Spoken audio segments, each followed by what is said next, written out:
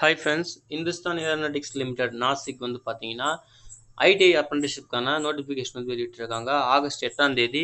அதை பற்றின முக்கியமான விவரங்களை பார்க்கலாம். ஃபஸ்ட்டு வந்து வேகன்சி டீட்டெயில்ஸ் பொறுத்த வரைக்கும் 2 கேட்டகரி சொல்லியிருக்காங்க. அதாவது 2 இயர்ஸ் ஐடிஐ ஃபுல் டைம் வந்து படித்தவங்க அவங்களுக்கான கேட்டகரி. செகண்டாக வந்து பார்த்தீங்கன்னா 1 இயர் ஐடிஐ ஃபுல் டைம் வந்து படிச்சவங்க கவர்மெண்ட் இன்ஸ்டியூட்டில் சொல்லிட்டு 2 கேட்டகரி சொல்லியிருக்காங்க.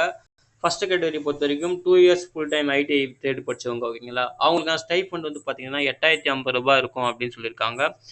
அது ட்ரேட் வைஸ் சொல்லியிருக்காங்க பாருங்க. Vacancy fitter 138 vacancy, tool and die maker jig and fixture அந்த டிவிஷனில் 5 vacancy, tool and die maker die and mould 5 vacancy, turner 20 vacancy, machinist 17 vacancy, machinist grinder 7 vacancy, electrician 27 vacancy, electronics mechanic 8 vacancy, draughtsman mechanical 5 vacancy, mechanic motor vehicle 6 vacancy, refrigeration and air conditioning 6 வேகன்சின்னு சொல்லியிருக்காங்க. அதுக்கப்புறம் நீங்கள் வந்து painter general முடிச்சிருந்தீங்கன்னா உங்களுக்கு 7 vacancy அப்படின்னு சொல்லியிருக்காங்க. இது 2 years full time வந்து ஐடிஐ முடிச்சவங்களுக்கான அந்த டீட்டெயில்ஸ் சரிங்களா. அதாவது சொல்லியிருக்காங்க பாருங்க. குவாலிஃபிகேஷன் வந்து பார்த்தீங்கன்னா பாஸ்டு 2 இயர்ஸ் ரெகுலர் சரிங்களா full time ITI from national level state level அப்படின்னு சொல்லியிருக்காங்க ஓகேங்களா. அதுக்கப்புறம் 1 இயர் டூரேஷனில் வந்து படித்தவங்களுக்கான ஐடிஐ ட்ரேடு ஓகேங்களா. அதில் கார்பெண்டருக்கு வந்து 6 வேகன்சி, ஷீட் மெட்டல் ஒர்க்கரில் 4 வேகன்சி, சிஓபிஏ சரிங்களா கம்ப்யூட்டர் ஆப்ரேட்டர் அவங்களுக்கு 50 வேகன்சி, வெல்டர் கேஸ் எலக்ட்ரிக் சரிங்களா 10 வேகன்சி, ஸ்டெனோகிராஃபர் இங்கிலீஷ் 3 வேகன்சி. மொத்தமாக பார்த்தீங்கன்னா 324 வேகன்சி இருக்குது. அதாவது செகண்ட் இயர் கோர்ஸ் படித்தவங்களும் சரி, 1 இயர் கோர்ஸ் படித்தவங்களும் சரி, நீங்கள் வந்து ஃபுல் டைம் ரெகுலர் தான் படிச்சிருக்கணும். நேஷனல் லெவல் இல்லை ஸ்டேட் லெவலில் வந்து நீங்கள் முடிச்சிருக்கணும் அப்படி சொல்லியிருக்காங்க சரிங்களா. அதே போல் நீங்கள் வந்து கரெக்டான ஒரு கவர்மெண்ட் இன்ஸ்டியூட்டில் வந்து படிச்சிருக்கணும் அப்படின்னு சொல்லியிருக்காங்க சரிங்களா. நீங்கள் ஆல்ரெடி வந்து ஐடி அதாவது அப்ரெண்டிஸ்ஷிப் வந்து முடிச்சிருக்கீங்க, இல்லை வந்து ரிஜிஸ்ட்ரேஷன் பண்ணியிருக்கீங்க, இல்லை பண்ணிக்கிட்டு இருக்கீங்க அப்படின்னா நீங்கள் வந்து நாட் எலிஜிபிள் அப்படின்னு கிளியராக சொல்லியிருக்காங்க. நீங்கள் வந்து அப்ளை பண்ணக்கூடாது. நீங்கள் வந்து என்ன பண்ணணும்னா ஃபஸ்ட்டு வந்து இந்த nats.education இந்த apprenticeship.government. இந்த வெப்சைட்டில் போய்ட்டு நீங்கள் வந்து என்ரோல் பண்ணியிருக்கணும் சரிங்களா. உங்கள் ஸ்டூடெண்ட் ஐடி வந்து என்ரோல் பண்ணியிருக்கணும். அதுக்கப்புறம் தான் நீங்கள் அப்ளை பண்ண முடியும்னு சொல்லியிருக்காங்க. Only Indian nationals are eligible அப்படின்னு சொல்லியிருக்காங்க சரிங்களா. அதுக்கு பிறகு ரிசர்வேஷன் பற்றி சொல்லியிருக்காங்க. எஸ்சிக்கு வந்து 10%, எஸ்டிக்கு 9%, ஓபிசிக்கு 27%, ஃபிசிக்கலி சேலஞ்சு பர்சனுக்கு 4%, எக்கனாமிக்கு வந்து 10% சொல்லிட்டு ரிசர்வேஷன் அதாவது இந்த சீட்டு வந்து சொல்லியிருக்காங்க. அந்த அவங்க சொன்ன சீட் இருக்குது பார்த்தீங்களா, அந்த வேகன்சி டேபிள் இதில் வந்து யாராருக்கு வந்து எவ்வளோ வேகன்சி போவோம் அப்படின்னு சொல்லியிருக்காங்க ரிசர்வேஷன் பற்றி, அதையுமே வந்து பார்த்துக்குங்க. அதுக்கு பிறகு வந்து பார்த்தீங்கன்னா அப்ளை பண்ணுற ப்ரொசீஜர் வந்து சொல்லியிருக்காங்க. ஃபஸ்ட்டு ஸ்டெப் 1 பார்த்தீங்கன்னா நீங்கள் வந்து apprenticeship india.government.in வெப்சைட்டில் போய்ட்டு நீங்கள் வந்து என்ரோல் பண்ணியிருக்கணும் சரிங்களா.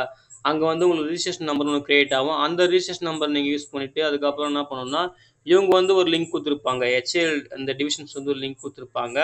அதை வந்து நீங்கள் வந்து ஃபில் பண்ணுற மாதிரி இருக்கும் அப்படின்னு சொல்லியிருக்காங்க. அதுதான் வந்து ஸ்டெப் 2 சரிங்களா. அந்த ரிஜிஸ்ட்ரேஷன் நம்பர் வச்சு நீங்கள் என்ன பண்ணணும், இந்த கூகுள் ஃபார்ம் லிங்க் வந்து கிளிக் பண்ணிங்கன்னா ஒரு கூகுள் ஃபார்ம் ஓப்பன் ஆகும். அப்படி இல்லைன்னா அந்த கியூஆர் கோட் ஸ்கேன் பண்ணாலுமே அந்த கூகுள் ஃபார்ம் வந்து ஓப்பன் ஆகும். நீங்கள் வந்து அதில் போய்ட்டு நீங்கள் அங்கே என்ரோல் பண்ணதுக்கான ரிஜிஸ்ட்ரேஷன் நம்பர்லாம் கொடுத்து உங்கள் ப்ரொஃபைல் உங்கள் அகாடமிக் டீட்டெயில்ஸ் எல்லாமே கம்ப்ளீட்டாக வந்து கரெக்டாக கொடுக்கணும் அப்படின்னு சொல்லியிருக்காங்க. கொடுத்துட்டு நீங்கள் சப்மிட் பண்ணிட்டீங்கன்னா இது போல் மெசேஜ் ஷோ ஆகும். Thank you your form is submitted successfully அப்படின்னு சொல்லிட்டு இந்த ப்ளூ கலர் இருக்குது பார்த்தீங்களா, இது போல் மெசேஜ் ஷோ ஆகணும். அப்படி ஷோ ஆகினா மட்டும்தான் உங்கள் ஃபார்ம் வந்து பார்த்தீங்கன்னா கரெக்டாக சப்மிஷன் ஆயிடுச்சு அப்படின்னு சொல்லிட்டு அர்த்தம். அதையுமே நீங்கள் வந்து வெரிஃபை பண்ணிக்கோங்க அப்படின்னு சொல்லியிருக்காங்க. கரெக்டாக அந்த மெசேஜ் ஷோ ஆகுதான்னு பார்த்துக்குங்க. அதாவது நீங்கள் அப்ளை பண்ணும்போதே கரெக்டாக நீங்கள் வந்து அப்ளை பண்ணிடணும். ஏன்னா கரெக்ஷன் பண்ணுறதுக்கான ஆப்ஷன் தர மாட்டாங்க. ஒன்ஸ் நீங்கள் சப்மிட் பண்ணிட்டீங்கன்னா அவ்வளோதான், அப்ளிகேஷன் வந்து சப்மிட் ஆகிடும். அப்புறம் சப்போஸ் அதில் ஏதாவது மிஸ்டேக் இருந்துச்சுன்னா உங்கள் அப்ளிகேஷன் ரிஜெக்ட் ஆகும் அப்படின்னு சொல்லியிருக்காங்க சரிங்களா. லாஸ்ட் டேட் பொறுத்த வரைக்கும் 31 ஆகஸ்ட், அதாவது ஆகஸ்ட் தான் லாஸ்ட் டேட் ஓகேங்களா. 31 ஆகஸ்ட் தான் லாஸ்ட் டேட். அதுக்கப்புறம் நீங்கள் சப்மிட் பண்ணிங்கன்னா அது வந்து கன்சிடர் பண்ணிக்க மாட்டோம் அப்படின்னு சொல்லியிருக்காங்க. இந்த நோட்டிஃபிகேஷன் வெளியிட்ட நாள் வந்து பார்த்தீங்கன்னா 8 August. Last date of filling Google form வந்து பார்த்தீங்கன்னா 31 ஆகஸ்ட்டு. எப்போ வந்து டாக்குமெண்ட் வெரிஃபிகேஷன் அதாவது செலக்ட் பண்ண கேண்டிடேட்டுக்கான டாக்குமெண்ட் வெரிஃபிகேஷன் வந்து பார்த்தீங்கன்னா செகண்ட் வீக் இல்லைன்னா தேர்ட் வீக் ஆஃப் செப்டம்பரில் இருக்கும் அப்படின்னு சொல்லியிருக்காங்க. அதுக்கப்புறம் அதுலேயுமே ஷார்ட் லிஸ்ட் பண்ண கேண்டிடேட் அதாவது டாக்குமெண்ட் வெரிஃபிகேஷன் அப்புறமும் ஷார்ட் லிஸ்ட் பண்ணுவாங்க இல்லையா, அந்த கேண்டிடேட் லிஸ்ட் வந்து பார்த்தீங்கன்னா லாஸ்ட் வீக் அதாவது 4th வீக் ஆஃப் செப்டம்பரில் வந்து இருக்கும். ஜாயினிங் டேட் பொறுத்த வரைக்கும் செகண்ட் வீக் ஆஃப் அக்டோபரில் இருக்குன்னு சொல்லிட்டு எல்லாமே டென்டேட்டிவாக சொல்லியிருக்காங்க. எதுவுமே எக்ஸாக்ட் டேட் சொல்லலை. அது வந்து பிறகு பார்த்துக்கலாம் சரிங்களா. அப்புறம் முக்கியமான இன்ஸ்ட்ரக்ஷன் கொடுத்துருக்காங்க, அதையுமே கேர்ஃபுல்லாக வந்து பார்த்துக்குங்க. நீங்கள் வந்து கரெக்டாக அப்ளை பண்ணும்போது valid email ID, mobile number, Aadhaar details, உங்கள் அகாடமிக் டீட்டெயில்ஸ் எல்லாமே கரெக்டாக கொடுத்துக்கணும். நம்ம முன்னாடியே சொன்னது தான். ஒன்ஸ் நீங்கள் சப்மிட் பண்ணிட்டீங்கன்னா கரெக்ஷன் ஆப்ஷன் கிடையாது. சப்போஸ் இன்கரெக்ஷனாக டேட்டா வந்து கரெக்டாக இல்லைன்னா உங்கள் அப்ளிகேஷன் ரிஜெக்ட் ஆகிறதுக்கு வாய்ப்பு இருக்குது. அதுதாங்க தெளிவாக சொல்லியிருக்காங்க. அதுக்கப்புறம் நீங்கள் வந்து வெரிஃபிகேஷன் அப்போது டிஏ ட்ராவலிங் அலோவன்ஸ்லாம் தரமாட்டோம் அப்படின்னு சொல்லியிருக்காங்க. அதுக்கு பிறகு பார்த்தீங்கன்னா அப்லோட் யுவர் ஒரிஜினல் டாக்குமெண்ட்ஸ், அந்த அப்ரெண்டிஸ்ஷிப் போர்ட்டலில் வந்து கரெக்டாக வந்து நீங்கள் அப்லோட் பண்ணியிருக்கணும் அப்படின்னு சொல்லியிருக்காங்க. ஆதார் கார்டு, உங்கள் 10th மார்க் ஷீட்டு, அப்புறம் ITI pass certificate, mark sheet, bank passbook, இதெல்லாம் வந்து பார்த்தீங்கன்னா நேப்ஸ் ப்ரொஃபைல் வந்து கரெக்டாக வந்து அப்லோட் பண்ணியிருக்கணும். அந்த அப்ரெண்டிஸ்ஷிப் India.government அந்த வெப்சைட் இருக்குது பார்த்தீங்களா, அதில் வந்து கரெக்டாக அப்லோட் பண்ணியிருக்கணும். டோன்ட் அப்லோட் மொபைல் ஸ்க்ரீன்ஷாட், சரிங்களா? Internet result copy of xerox copy, இதெல்லாம் வந்து அப்லோட் பண்ணக்கூடாது. கரெக்டாக ஒரிஜினல்ஸ் அந்த டாக்குமெண்ட் ஸ்கேன் பண்ணி நீங்கள் அப்லோட் பண்ணியிருக்கணும் அப்படின்னு தெளிவாக சொல்லியிருக்காங்க, சரிங்களா? அதுக்கு பிறகு வந்து பாருங்கள், நீங்கள் வந்து மெடிக்கல் சர்டிஃபிகேட் வந்து ப்ரொவைட் பண்ணுற மாதிரி இருக்கும். கரெக்டாக மெடிக்கல் சர்டிஃபிகேட்டும் நீங்கள் வந்து ரெடியாக வச்சுக்கோங்க. ஜாயினிங் அதை எப்போ நீங்கள் ஜாயின் பண்ணுறீங்களோ அப்போ வந்து அது ப்ரொவைட் பண்ணுற மாதிரி இருக்கும் அப்படின்னு சொல்லியிருக்காங்க, சரிங்களா?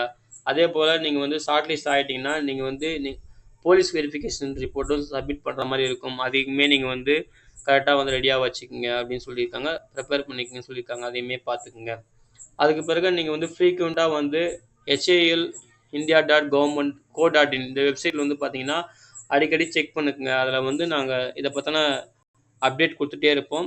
அதனால் இந்த அஃபிஷியல் வெப்சைட்டை நீங்கள் செக் பண்ணிட்டே இருக்கணும், சரிங்களா? www.halindia.co.in வெப்சைட்டில் கேரியர் செக்ஷனில் போயிட்டு ஏர்கிராஃப்ட் மேனுஃபேக்சரிங் டிவிஷன் நாசிக்னு சொல்லிட்டு இதில் போயிட்டு என்ன பண்ணிட்டோம், நீங்கள் அப்பப்போ செக் பண்ணிகிட்டே இருக்கணும். இதை பற்றின அப்டேட் நாங்கள் கொடுத்துட்டே இருப்போம் அப்படின்னு சொல்லியிருக்காங்க, சரிங்களா? அதுக்கு பிறகு இங்கே வந்து எந்த விதமான ஃபீஸும் நீங்கள் பே பண்ண தேவையில்ல அப்படின்னு சொல்லியிருக்காங்க. உங்களுக்கு ஏதாவது டவுட் இருந்ததுன்னா நீங்கள் வந்து இந்த ஃபோன் நம்பருக்கு வந்து, அதாவது பப்ளிக் ஹாலிடே தவிர்த்து திங்கள்லேருந்து சனிக்கிழமை வரைக்கும், சரிங்களா? மண்டே டு சாட்டர்டே 7:30 to 11:15 இந்த டைமிங்க்கும், 12:15 to 14:45 இந்த டைமிங்க்கும் நீங்கள் என்ன பண்ணலாம்னா கால் பண்ணி உங்கள் கொரிஸ் வந்து கிளியர் பண்ணிக்கலாம் அப்படின்னு சொல்லியிருக்காங்க. அதையுமே நோட் பண்ணிக்கோங்க, சரிங்களா? அவ்வளோதான் ஃப்ரெண்ட்ஸ், இந்த வேலைவாய்ப்போட, அதாவது இந்த அப்ரெண்டிஸ்ஷிப் வேலைவாய்ப்புக்கான முக்கியமான விவரங்கள். நீங்கள் வந்து உங்கள் குவாலிஃபிகேஷன் இந்த ட்ரேட் என்னவோ உங்களுக்கான ட்ரேட் இருக்கா, உங்களுக்கு எவ்வளோ வேகன்சி இருக்குது அப்படின்னு பார்த்துட்டு தெளிவாக செக் பண்ணிவிட்டு இந்த நோட்டிஃபிகேஷன் சொன்ன மாதிரி இந்த ப்ரொசீஜர் ஃபாலோ பண்ணி அப்ளை பண்ணுங்கள், சரிங்களா? நீங்களுமே இந்த நோட்டிஃபிகேஷன் ஒரு டைம் படிச்சுட்டு கொஞ்சம் குயிக்காக அப்ளை பண்ணுங்கள். இன்னும் 2 வீக்ஸ் டைம் இருக்குது, சரிங்களா? ஓகே ஃப்ரெண்ட்ஸ், இந்த தகவல் பிடிச்சிருந்தா அந்த வீடியோ லைக் பண்ணுங்கள், மறக்காமல் உங்கள் ஃப்ரெண்ட்ஸுங்க ஷேர் பண்ணுங்கள், சரிங்களா? யாராவது ஒருத்தருக்காக கண்டிப்பாக யூஸ்ஃபுல்லாக இருக்கும், சரிங்களா? அப்ளை பண்ணுற எல்லாருக்கும் wish all the best. Thank you.